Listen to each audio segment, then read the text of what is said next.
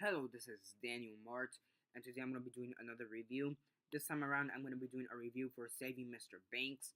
And yeah, this movie stars Emma Thompson, Tom Hanks, Colin Farrell, Paul Giamatti, B.J. Novak, Bradley Whitford, Katie Baker, or Caddy Baker, whatever you want to call it, um, and Annie Rose Buckley, and Jason Schwartzman, and Lily Brigham. So yeah, and that's for the cast.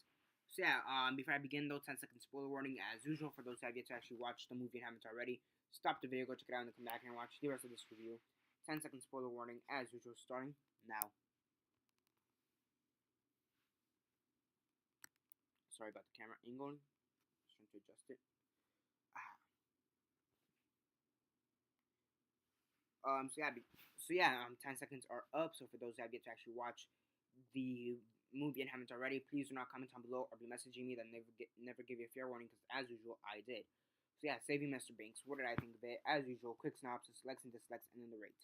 So basically, in this movie, Saving Mr. Banks, it's basically the story of how Mary Poppins came to be, the story of Mary Poppins and how the movie became to be, how the movie came about and how it was developed and all that. So yeah, you have the author P.L. Travis, and she doesn't really want to give her the rights to Walt Disney. Um, but she kind of needs to because she's kind of under foreclosure right now. So she kind of needs to save.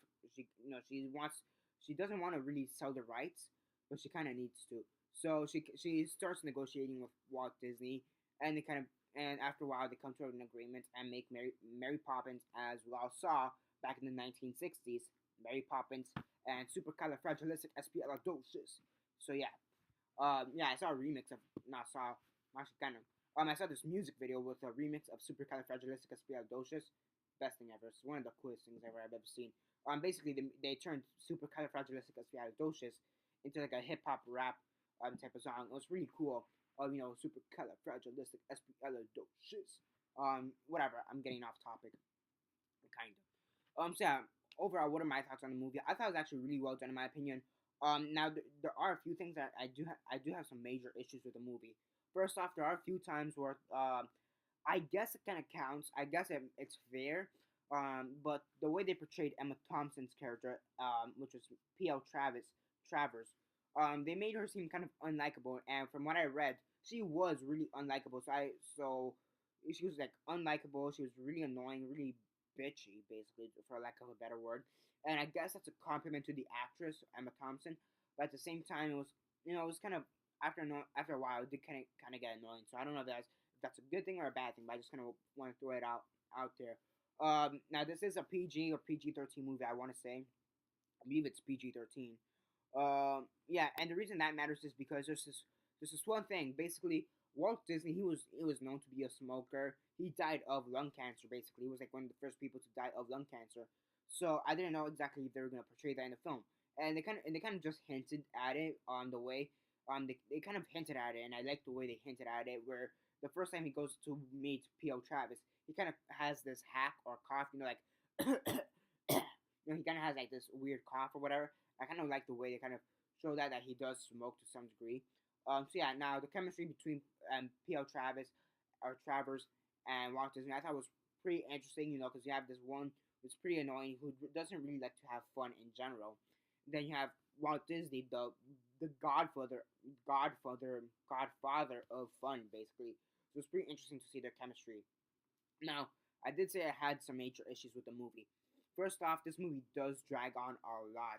There are a lot of times where this movie kind of just starts to drag on, kind of seems like it's going nowhere, and that is a major issue. Now, there's also flashbacks to P.O. Travis. Basically, just flashbacks of when she was like 10 years old, 10 or 11 years old, or something like that. It's basically, and those flashbacks, you see how she was raised, her her relationship with her father and her mother and her sisters and whatnot. And I thought that was okay. I thought that was good. I mean, there were a few scenes that were interesting from the flashbacks, but overall, I don't really think the flashbacks were needed. Um, so I mean, it has some pretty good writing, some pretty good acting, in my opinion. But it does have some issues, pacing issues, mostly, and some scenes really not really needing to be there.